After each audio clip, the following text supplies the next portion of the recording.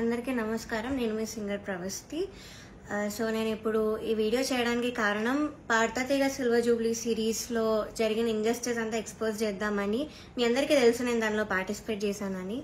So అక్కడ ఏదైతే జరిగిందో అదంతా నేను ఇక్కడ క్లియర్గా చెప్తాను వీడియోలో. స్టోరీస్ పెట్టాను, చాలా మంది థౌజండ్స్ ఆఫ్ రిప్లైస్ వచ్చాయి స్టోరీకి ఏం జరిగింది అని. సో దీన్ని అంతా నేను క్లియర్గా ఎక్స్ప్లెయిన్ చేస్తాను. మిస్ అవ్వకుండా లాస్ట్ వరకు ఈ వీడియోని చూడండి. సో ఈ వీడియో చేద్దాం అనుకునే ముందు చాలా మంది ఆపడానికి వచ్చారు నన్ను ఈ మ్యూజిక్ ఫీల్డ్ నుంచి. బికాజ్ నీ కెరియర్ ఎఫెక్ట్ అవుతుంది, నీ మంచి ఫ్యూచర్ ఉంది, ఎందుకు పాడు చేసుకుంటున్నావు అని చాలా మంది ఆపడానికి ట్రై చేశారు. కానీ నేను ఇంకా డిసైడ్ అయ్యాను నాకు మ్యూజిక్ ఫీల్డ్కి సంబంధం ఉండదు అని. బికాజ్ ఇంత ఇంజస్టిస్ జరిగేటప్పుడు నాకు ఉండాలని లేదు. పార్థతీగ రియాలిటీ షోస్ అనే కాదు, దాని బయట కూడా చాలా జరుగుతున్నాయి. I make a different video for that. కానీ ఈ వీడియో మాత్రం ఓన్లీ ఫర్ పార్థతీగ. సో నేను డిసైడ్ అయింది అందుకే. చాలా ఇంజస్టిస్ జరుగుతుంది అండ్ ఎవరు కూడా nobody should suffer all that. అందుకే నేను ఈ వీడియో చేస్తున్నాను.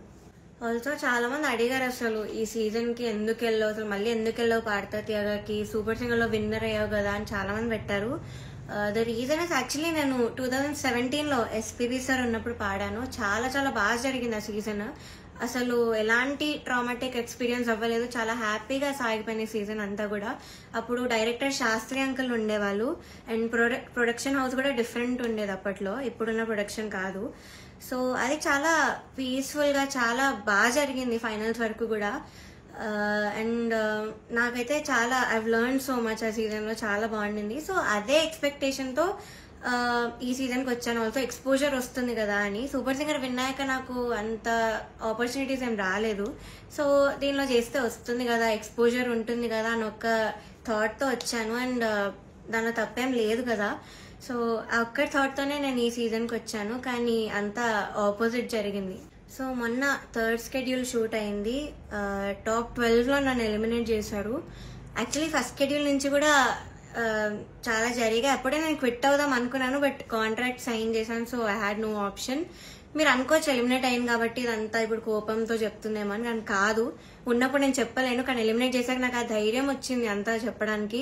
సో జడ్జెస్ గురించి కానీ అక్కడ ఆ ప్రొడక్షన్ వాళ్ళు ఎలా ట్రీట్ చేశారని కానీ నేను అంతా దీనిలో బయట పెడతాను. సో నేను ఒక గుడ్ థింగ్తో స్టార్ట్ చేస్తాను. పార్థతీగలో ఒక good thing, orchestra Krishna uncle వాళ్ళు ఆ సీజన్లో ఎవరైతే ఉన్నారో వాళ్ళే ఈ సీజన్లో కూడా ఉన్నారు. వాళ్ళు మాత్రం చాలా సపోర్ట్ చేశారు, అందరితో ఒకేలా ఉంటారు.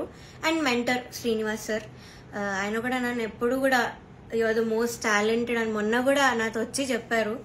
సో వీళ్ళిద్దరికి మాత్రం I'm very very thankful. They are my favourite people. So this is the only good thing పార్థతీగ ఈ సీజన్లో. సో ఫస్ట్ నేను జడ్జెస్ దగ్గర నుంచి స్టార్ట్ చేస్తాను. ఫస్ట్ సునీత గారు. Of course she is very beautiful. మీరు అంతే కైండ్ అని కూడా అనుకుంటారు, బట్ బ్యూటీకి కైండ్నెస్కి ఎప్పుడు కూడా లింక్ ఉండదు. సో ఓకే, మీరు అబ్జర్వ్ చేయండి ఫస్ట్ ఎపిసోడ్ నుంచి కూడా ప్రతిసారి నేను స్టేజ్ మీదకి వచ్చిన ప్రతిసారి వాడు ఒక ఫేస్ ఇస్తారు. అది ఎవ్వరికి పెట్టరు ఆ ఫేస్, బట్ ఓన్లీ నాకు ఆ డిస్గస్టెడ్ లుక్ పెడతారు ఫేస్ మీద. ఇది యాక్చువల్లీ చాలా మంది వెల్ విషర్స్, నా ఫ్యాన్ పేజెస్ అందరూ కూడా నన్ను అడిగారు. కాబట్టి నేను స్క్రీన్ షాట్స్ పెడతాను. ఇది ఎందుకు ఇలా did something happen behind the screen, ఏమైనా అయ్యిందా మీ ఇద్దరికి, లేకపోతే ఏమైనా గొడవ అయిందా అని ఇలా చాలా మంది అడిగారు. ఎందుకు ఆవిడ అలా ఫేస్ పెడుతున్నారు మీరు రాగానే అని. సో కానీ నేను చాలా డిఫెండ్ చేయడానికి ట్రై చేశాను. బికాస్ నాకు అప్పుడు తెలీదు, నేను ఏదో అలా ఆలోచిస్తున్నాను, వీళ్ళందరూ అలా ఆలోచిస్తున్నారేమో అనుకున్నాను. నాకు తెలియదు అప్పట్లో, ఐ డెంట్ రియలైజ్. సో నేను డిఫెండ్ చేశాను కూడా. సో నాకు ఎప్పుడు క్లారిటీ వచ్చిందంటే అంతరామమయం పాడే ముందు సౌండ్ చెక్ అయ్యేటప్పుడు ఇన్ ఇయర్స్ పెట్టుకున్నాను. అండ్ ఆవిడ దగ్గర ఒక మైక్ ఉంది, అది ఆన్ ఉంది. అది పాపం వాడికి తెలీదు, మైక్ ఆన్ ఉంది, నేను ఇన్ ఇయర్స్ పెట్టుకున్నాను. సో కీరవాణి గారితో ఇలా చెప్తున్నారు అనమాట, ఈ అమ్మాయికి అసలు హై రేంజ్ వాయిసే కాదు, హై పిచ్ రాదు, కానీ మేనేజ్ చేసేస్తారు, మీరు చూడండి, ఈ సాంగ్ లో తెలుస్తుంది చూడండి మీకు, అది ఇదని చాలా ఎక్కిస్తున్నారు సార్కి. And it hurt me so bad stage మీద నించున్నప్పుడు. అప్పటికే నా సెల్ఫ్ ఎస్టీమ్ ఇలా ఆల్మోస్ట్ కిందకి దిగిపోయింది. చాలా ఏడుపు వచ్చేసింది ఆ టైంకి. కంట్రోల్ చేసుకొని లేదు, I have to do this అని నేను అంతరామమయం పాడాను. అండ్ ఆ పాటకు వచ్చిన అప్రిసియేషన్ నాకు ఇంకే పాటకు రాలేదు అప్పటి వరకు.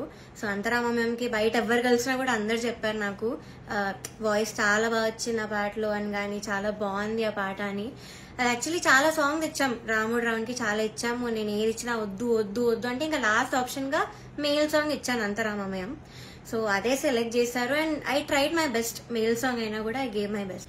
అండ్ అఫ్ కోర్స్ నాకు ప్రతి సాంగ్ కి ఆవిడ దగ్గర నుంచి నెగటివ్ కామెంట్స్ వచ్చాయి.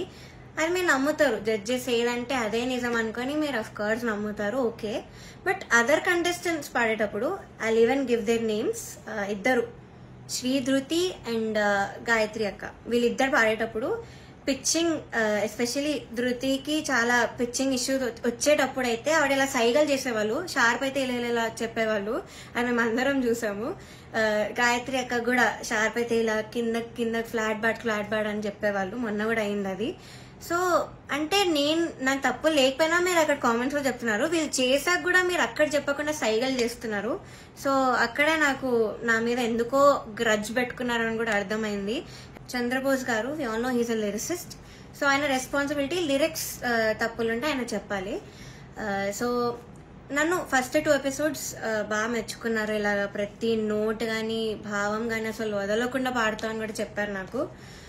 అయితే రాముడు రౌండ్ లో వీళ్ళందరు ట్రూ కలర్స్ అన్ని బయటపడ్డాయి. ఫస్ట్ సునీత గారిది నేను చెప్పినట్టు మైక్ లో మాట్లాడేశారు, ఇన్ ఇయర్స్ ఉన్నాయని నాకు తెలియక. అండ్ చంద్రబోస్ గారు పాపం లిరిక్స్ లో నాకు ఒక్క మిస్టేక్ కూడా నేను ఛాన్స్ ఇవ్వలేదు ఆయనకు చెప్పడానికి.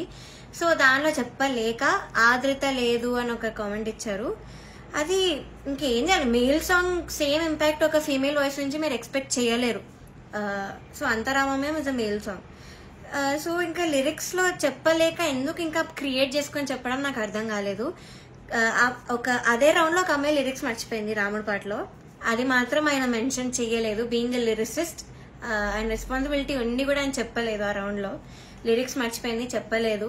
ఇంకా మమ్మల్ని ఏడ్పించేసావు అది ఇదని చెప్పింది, చాలా మంది చేతుల్లో రాసుకొని వచ్చారు, అది కూడా ఆయన చెప్పలేదు, అది కూడా కౌంట్ చేయలేదు.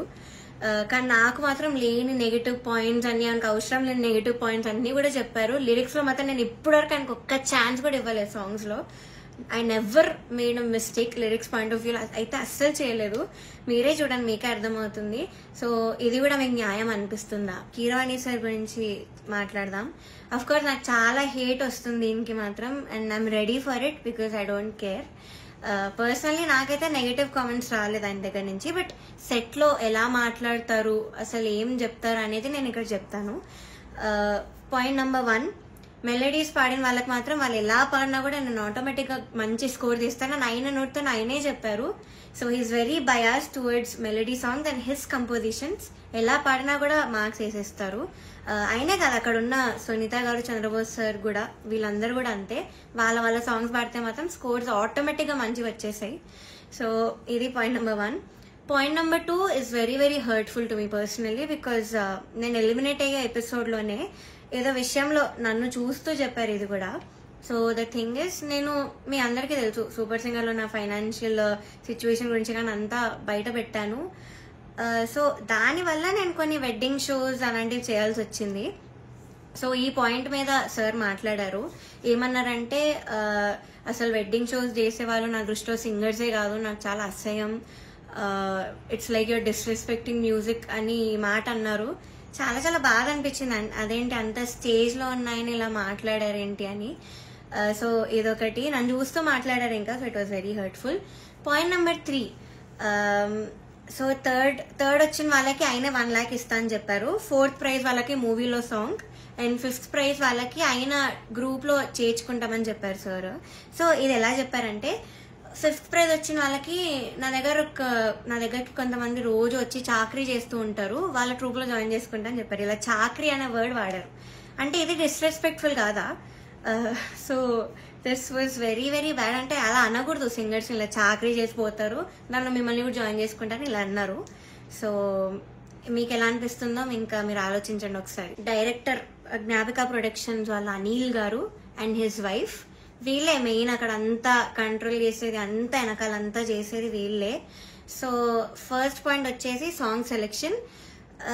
ఫస్ట్ నేను మీకు చెప్పినట్టు జడ్జెస్ అక్కడ బయాస్డ్. సో కిరాణి సార్ ఏమో మెలడీస్ పాడితే వేసేయడం, ఆయన కంపోజిషన్స్ పాడితే వేసేయడం, చంద్రబోస్ సార్ కూడా అంతే, సునీత గారు కూడా అంతే సేమ్.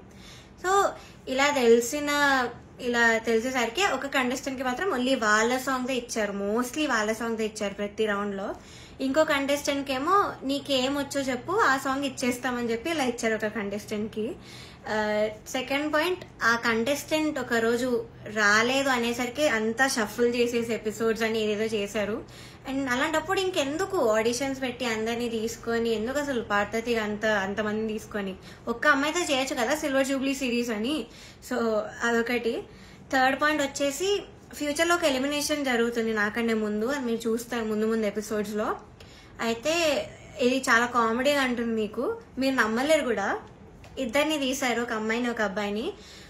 అయితే కరెక్ట్ షూట్ ఇంకో 2 daysలో ఉందనగా వాళ్ళకి సాంగ్స్ మార్చేశారు, ఆ ఇద్దరికే సాంగ్స్ మార్చారు with a very funny reason. Keeravani సార్కి రాగం నచ్చదు అని, శివరంజని అనే రాగం నచ్చదు అని వీళ్ళిద్దరిని తీస్తారు. కామెడీ ఏంటంటే అదే రాగంతో ముందు స్కెడ్యూల్లో ఒక అబ్బాయి పాడాడు, అబ్బాయికి బాగానే మార్క్స్ వచ్చాయి. అదే స్కెడ్యూల్లో ఇంకొక అబ్బాయి కూడా పాడాడు, అబ్బాయి కూడా బాగానే మెచ్చుకున్నారు, మంచి కామెంట్స్ వచ్చి అన్ని వచ్చాయి. బట్ వీళ్ళిద్దరికి మాత్రమే సాంగ్స్ మార్చేశారు. అయినా కూడా దీస్ టూ పాపం ఆ టైంకి నేర్చుకొని I think they did very well మార్చినా కూడా.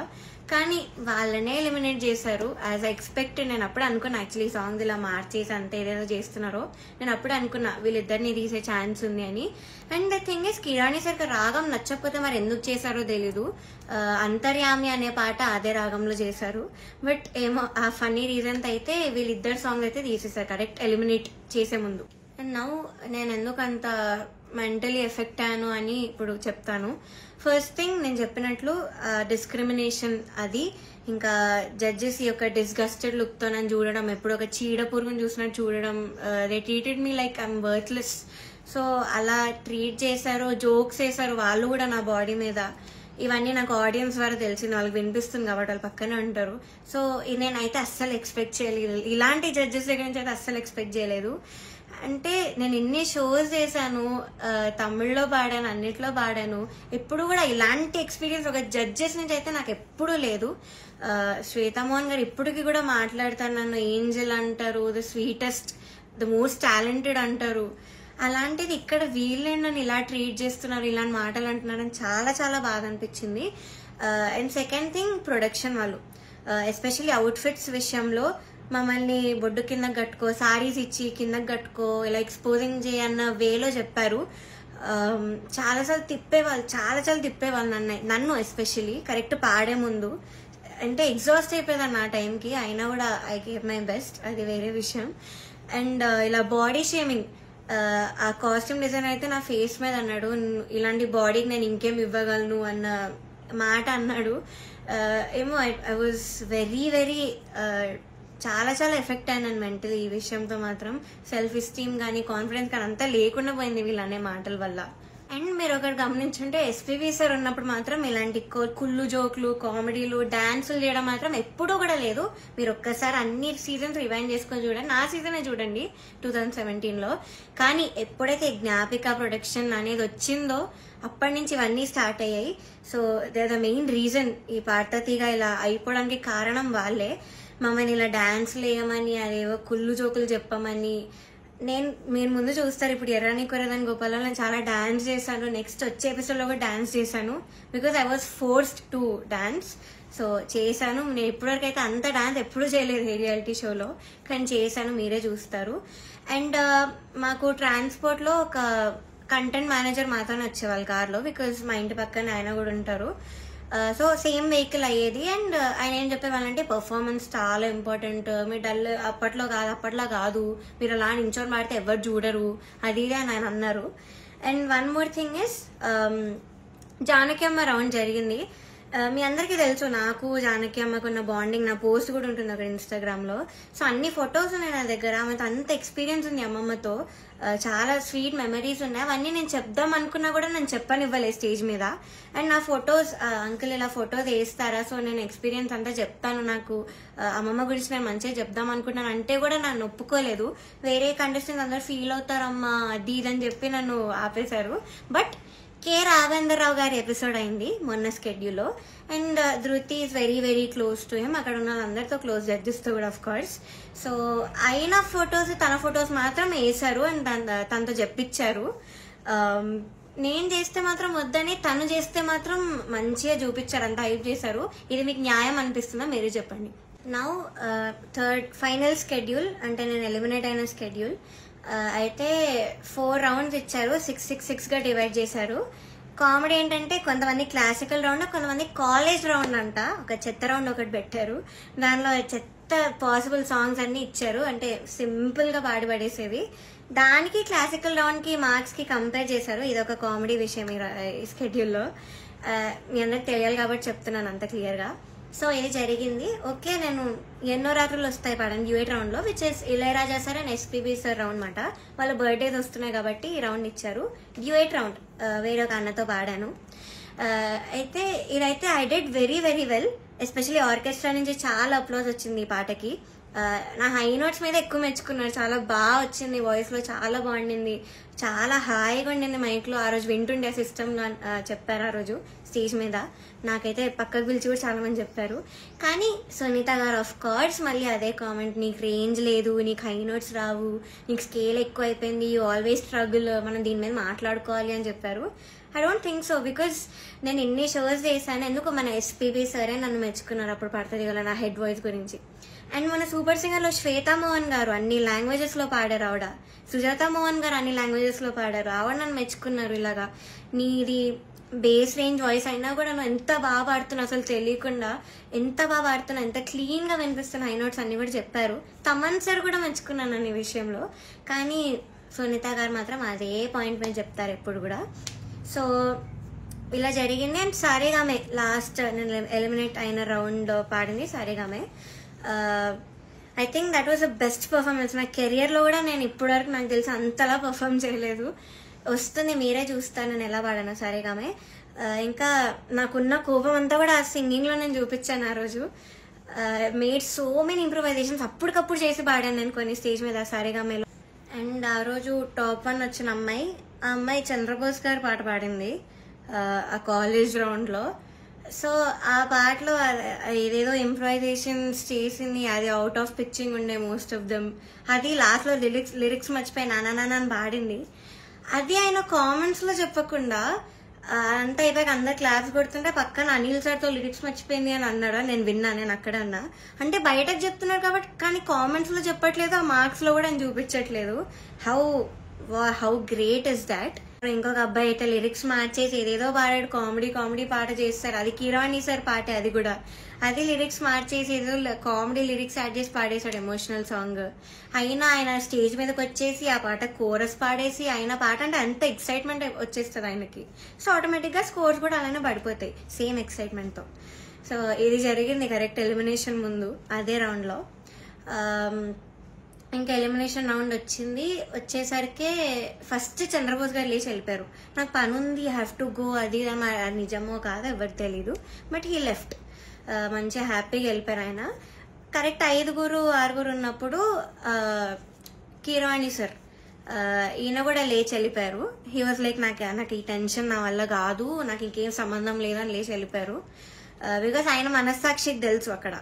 సో లేచి వెళ్ళిపోయారు. కానీ సునీత గారు మాత్రం అఫ్ కోర్స్ నా మీద అంత గ్రడ్జ్ ఉన్నప్పుడు నేను ఎలిమినేట్ అవ్వడం చూడాలి కదా.